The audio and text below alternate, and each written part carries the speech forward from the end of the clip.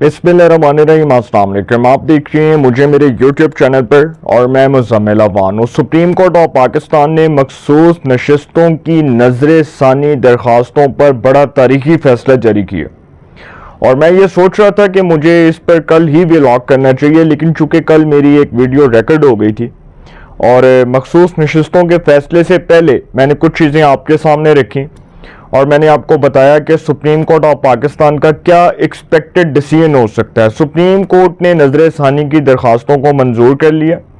12 जुलाई 2024 का जो 8 अक्सरियती जजेस का फैसला था उसे कलअदम करार दे दिया और सुप्रीम कोर्ट ऑफ पाकिस्तान ने हकूमती इत्तेहाद को मखसूस नशिस्तें देने का फैसला जारी किया और पीटीआई कौमी असम्बली में सूबाई असम्बलियों में मखसूस नशिस्तों से महरूम हो गई है। ये सुप्रीम कोर्ट ऑफ पाकिस्तान की आईनी बेंच का फैसला है। 13 रुकनी आईनी बेंच था। 2 जजेस ने पहले फैसला दे दिया, जस्टिस मुसरत, जस्टिस आयशा मलिक और जस्टिस अकील अब्बासी। उसके बाद एक जज साहब जस्टिस सलाउद्दीन पैनवर, जो जिस दिन इस केस का फैसला कल इस केस का फैसला सुनाया गया तो कल ही वो इस बेंच से लदा हुए और उसके बाद जस्टिस अमीनुद्दीन खान जो आईनी बेंच के सरबराह हैं उन्होंने 10 रुकनी आईनी बेंच बना दिया।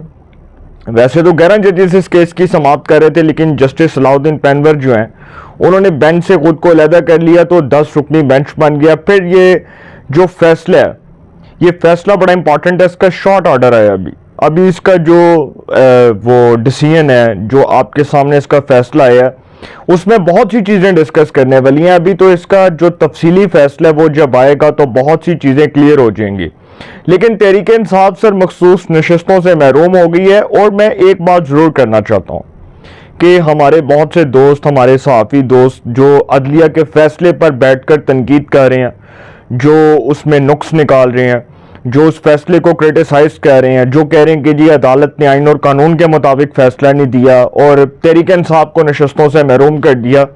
मेरा ख्याल है बहुत से लोगों ने शायद कानून नहीं पढ़ा। आइन ये कहता है, कॉन्स्टिट्यूशन ऑफ पाकिस्तान ये कहता है कि वो जमात जो पार्लिमानी पार्टी के तौर पर कौमी असम्बली में, सूबाई असम्बलियों में मौजूद है, उसको नशिस्तें दी जाएं। आइन ये कहता है कि कोई भी जमात पॉलिटिकल पार्टी के तौर पर इलेक्शन कॉन्टेस्ट करती है तो वो मखसूस नशिस्तों की हकदार है, ना कि वो गेली आज़ाद जीत कर आए और आज़ाद जीतने के बाद आप सुन्नी इत्तेहाद काउंसिल को ज्वाइन कर लें। सवाल ये बनता है कि क्या सुन्नी इत्तेहाद काउंसिल जिस जमात को आपने ज्वाइन किया वो कोई पॉलिटिकल पार्टी थी? इलेक्शन 2024 में वो भी नहीं थी। उसके जो सरबराह साहिबजादा हामिद रजा वो खुद इंडिपेंडेंट आज़ाद हैसियत में इलेक्शन लड़े और वो तहरीक इंसाफ के नहीं, वो तहरीक इंसाफ के हिमायत याफ्ता आज़ाद उम्मीदवार थे। वो तहरीक इंसाफ के कोई एक्टिंग मेंबर नहीं थे, वो उनके हिमायत याफ्ता आज़ाद उम्मीदवार थे। और तहरीक इंसाफ जो है वो तो खुद अपने निशान के बगैर इलेक्शन लड़ रही थी, क्योंकि जो सुप्रीम कोर्ट का फैसला है वो सुप्रीम कोर्ट का फैसला बादियों नज़र में गलत तो नहीं हो सकता। सुप्रीम कोर्ट ने जो इनका पार्टी सिंबल छीना वो उस मेरिट के ऊपर छीना कि इन्होंने अपनी पार्टी में इंट्रा पार्टी इलेक्शंस नहीं करवाए और सुप्रीम कोर्ट ने फैसला दे दिया। अब जो मखसूस नशिस्तों का फैसला, आपको याद होगा कि जो पेशावर हाई कोर्ट में इस केस की समाअत हुई थी, पेशावर हाई कोर्ट में इस अहम केस की हेयरिंग हो रही थी। पेशावर हाई कोर्ट में बहुत देर तक ये केस जेर समाअत रहा और जब पेशावर हाई कोर्ट ने मेरिट के ऊपर फैसला दिया तो इसी फैसले के ऊपर इलेक्शन कमीशन ऑफ पाकिस्तान को पाबंद होना पड़ा। फिर ये इलेक्शन कमीशन ऑफ पाकिस्तान के फैसले के खिलाफ सुप्रीम कोर्ट जाते हैं। सुप्रीम कोर्ट ने अगर उस वक्त 2 नंबरी करनी होती, अगर जस्टिस काजी फायद ईसा जो उस वक्त चीफ जस्टिस ऑफ पाकिस्तान हैं, जो उस वक्त चीफ जस्टिस ऑफ पाकिस्तान थे, अगर उन्होंने 2 नंबरी करनी होती तो उसी वक्त वो 3-4 रुकनी बेंच बना देते और वो हुकूमत के हक में फैसला दे देते। उन्होंने तो वो लार्जर बेंच फुल कोर्ट बनाया, 13 रुकनी full court. Justice Musarrat Ali उस वक्त तलील थी और जस्टिस मुसरत अली को निकालकर उस वक्त 13 जजेस बनते थे। 8 अक्सरियती जजेस का फैसला था कि ये नशिस्तें तहरीक इंसाफ को दे दो। उस फैसले के ऊपर इंप्लीमेंटेशन नहीं हुई, अमल दरामद नहीं हुआ। इलेक्शन कमीशन ऑफ पाकिस्तान को सुप्रीम कोर्ट के 8 अक्सरियती जजेस ने अपने फैसले में लिखा कि इलेक्शन कमीशन फौरी तौर पर यह नशिस्तें पाकिस्तान तहरीक इंसाफ को दे। इलेक्शन कमीशन ने उस फैसले को नहीं माना, उसके ऊपर मनोअन अमल नहीं किया। इसलिए नहीं किया क्योंकि तहरीक इंसाफ वो नशिस्तें डिजर्व नहीं करती थी। आज वो लोग जो ये सवाल उठा रहे हैं कि जस्टिस काजी फायद ईसा साहब ने ये काम किया, जस्टिस कादी फायजीसा साहब ये सारी गड़बड़ करके तहरीक इंसाफ से नशस्तें छीन ली गई, तहरीक इंसाफ से उनका आईनी हक छीन लिया गया। मुझे सिर्फ इतनी बात बताएं कि क्या तहरीक इंसाफ कोई पॉलिटिकल पार्टी थी? जो लोगों को बड़ा तरस आ रहा है कि जी तहरीक इंसाफ को नशस्तें नहीं मिली, जी उस हैसियत में नहीं मिली, जी इस हैसियत में नहीं मिली, तो सिर्फ तहरीक इंसाफ कोई पॉलिटिकल पार्टी होती तो उनको नशस्तें मिलती ना। तहरीक इंसाफ कोई पॉलिटिकल पार्टी नहीं थी। इलेक्शन 2024 में उनको इंडिपेंडेंट्स की आज़ाद उम्मीदवारों की हैसियत हासिल थी। वो किसी पॉलिटिकल पार्टी के तौर पर इलेक्शन कॉन्टेस्ट नहीं कर रहे थे। उनके पास कोई इंतखाबी निशान नहीं था, पार्टी सिंबल नहीं था, बल्कि उनके पास वो दूसरे इंतखाबी निशान थे। पार्टी का तो उनके पास टिकट जो था वो तहरीक इंसाफ के तौर पर नहीं था, वो आज़ाद उम्मीदवारों के तौर पर था। तो अब ये सवाल उठता है कि जो लोग अदालती फैसले के ऊपर तनकीद कर रहे हैं, क्या उन्होंने फैसला पढ़ा?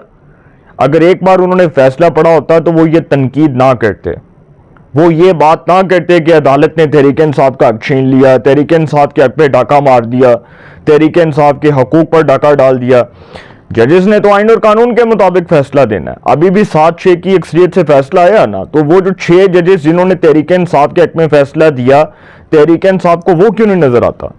वो सहाफ़ी दोस्त हमारे जो तहरीक इंसाफ की गोद में बगलें बजा रहे हैं, जो उनकी गोद में जाकर उछल रहे हैं, कूद रहे हैं, वो हमारे दोस्त जो आज तहरीक इंसाफ की हिमायत कर रहे हैं, उनको वो फैसला क्यों नजर नहीं आता जो 7-6 की अक्सरियत से आया? 6 जजेस ने भी तो तहरीक इंसाफ की हमायत में ही फैसला दिया ना। जज से इख्तलाफ कर सकता है आइन और कानून के तहत? ये कहां पर लिखा है कि जज की राय से इख्तलाफ नहीं कर सकता या जज की हमायत में ही बात करेगा? एक जज अगर एक लार्जर बेंच में बैठे हैं तो वो उनका राइट है कि वो दूसरे जज से इख्तलाफ कर सकते हैं। बहुत से केसेस में हमने देखा, 63A का जो केस था वो क्या आइन और कानून के मुताबिक फैसला हुआ था? परवेज लाई की दफा वो वोट काउंट हुए, हमजा शहबाज की दफा वो वोट रिजेक्ट हो गए। सुप्रीम कोर्ट में 63A की नजरसानी दरखास्तों पर जो समाअत हुई, जो 5 रुकनी लार्जर बेंच ने की, उन्होंने उस फैसले को कलअदम करार दे दिया जो 63A के ऊपर 3 रुकनी बेंच ने फैसला दिया था। जो उससे पहले वो 5 रुकनी बेंच था, सॉरी, उसमें 3 जजेस का फैसला था, जस्टिस उमर अताब बंदियाल, जस्टिस एजाजुल हसन और जस्टिस मुनीब अख्तर का, के जी मुनारिफ रुकन का वोट काउंट नहीं होगा। और वही वोट सादिक संजरानी की दफा काउंट हुए, वही वोट परवेज लाई की दफा काउंट हुए, लेकिन हमजा शहबाज की दफा वो वोट काउंट नहीं हुए, हमजा शहबाज की दफा वो वोट कंसीडर नहीं हुए। अब आते हैं इस केस के ऊपर कि जो सुप्रीम कोर्ट ऑफ पाकिस्तान का फैसला है मखसूस नशिस्तों की नजरसानी दरखास्तों के ऊपर। मखसूस नशिस्तों के केस में नजरसानी की दरखास्तें मंजूर करते हुए 12 जुलाई का फैसला आईनी बेंच ने कलअदम करार दे दिया। PTI मखसूस नशिस्तों से महरूम हो गई है और हुकूमती इत्तेहाद को कौमी और सूबाई असम्बलियों की 77 नशिस्तें मिलेंगी, 77। अब ये 11 रुकनी बेंच की बजाय 10 रुकनी बेंच ने इस केस की समाअत की जस्टिस अमीनुद्दीन खान की सरबराही में, और फैसला 7 जजेस ने अक्सरियत के साथ सुनाया, जिसमें सरबराह justice Aminuddin, justice Naeem Akhtar Afghan, justice Musarrat Ali, justice Shahid Bilal Hasan, justice Mian Amar Farooq और जस्टिस हाशिम काकड़ और जस्टिस अली बाकर नजफी शामिल हैं। बेंच ने नजरसानी की दरखास्तें मंजूर करते हुए 12 जुलाई का फैसला कलअदम करार दे दिया और पेशावर हाई कोर्ट का फैसला बरकरार रखा। ये एक बहुत बड़ा जो है वो फैसला है। 12 जुलाई के फैसले के खिलाफ जितनी दरखास्तें दायर हुई थी अदालत ने वो सारी मंजूर कर ली। फैसले के बाद PTI तमाम मखसूस नशिस्तों से महरूम हो गई। कौमी असम्बली की 22 नशिस्तें और सूबाई असम्बली की 55 नशिस्तें हुकूमती इत्तेहाद को मिलेंगी, 77 नशिस्तें मिलेंगी। कौमी असम्बली में इजाफी नशिस्तें मिलने से हुक्मरान इत्तेहाद को 2/3 अक्सरियत हासिल हो गई। 336 के ऐवान में 2/3 अक्सरियत के लिए 224 अरकान की जरूरत है, मगर अब हुक्मरान इत्तेहाद को 237 अरकान की हमायत हासिल होगी। जस्टिस जमाल खान मंदोखेल ने 39 नशिस्तों की हद तक अपनी राय बरकरार रखने का फैसला किया। जस्टिस मोहम्मद अली मजहर और जस्टिस हसन अजहर रिजवी ने मशरूत नजरसानी दरखास्तें मंजूर की। अब इलेक्शन कमीशन जो है वो उसके वाले से भी इस फैसला हुआ है कि इलेक्शन कमीशन रिकॉर्ड देखकर तय करे कि किसकी कितनी मखसूस नशिस्तें बनती हैं। ये जस्टिस हसन अजहर रिजवी और जस्टिस मोहम्मद अली मजहर ने अपने फैसले में लिखा है कि नशिस्तों की हद तक मामला इलेक्शन कमीशन को भिजवाते हैं। इलेक्शन कमीशन तमाम मुतलका रिकॉर्ड देखकर तय करे कि किसकी कितनी नशिस्तें बनती हैं।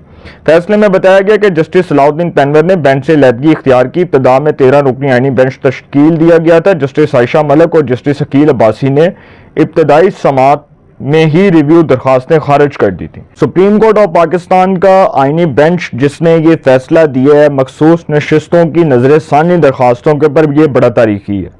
तनकीद करने वाले तनकीद करेंगे, हमायत करने वाले हमायत करेंगे, लेकिन फैसला जो है वो आइन और कानून के मुताबिक हुआ है। मैं ये समझता हूँ कि इस फैसले से आइन और कानून का बोलबाला हुआ है। वो लोग जो तनकीद कर रहे हैं वो खुल के तनकीद कर सकते हैं, वो अदालती फैसले के ऊपर कर सकते हैं, लेकिन वो जजिस के कॉन्डक्ट के ऊपर नहीं कर सकते, क्योंकि जो जजिस के कॉन्डक्ट के ऊपर तनकीद कर रहे हैं हमारे दोस्त साफी दोस्त, वो भी तौहीन अदालत के मुर्तकिब हो रहे हैं, कंटेम्प्ट ऑफ कोर्ट के मुर्तकिब हो रहे हैं, और अदालत को इसका नोटिस लेना चाहिए। अपनी राय के कमेंट्स में ज़रूर इज़हार कीजिएगा। इंशाल्लाह एक नए सेगमेंट के साथ फिर मुलाकात होगी। अपना बहुत ख्याल रखिएगा। आला ने के बाद।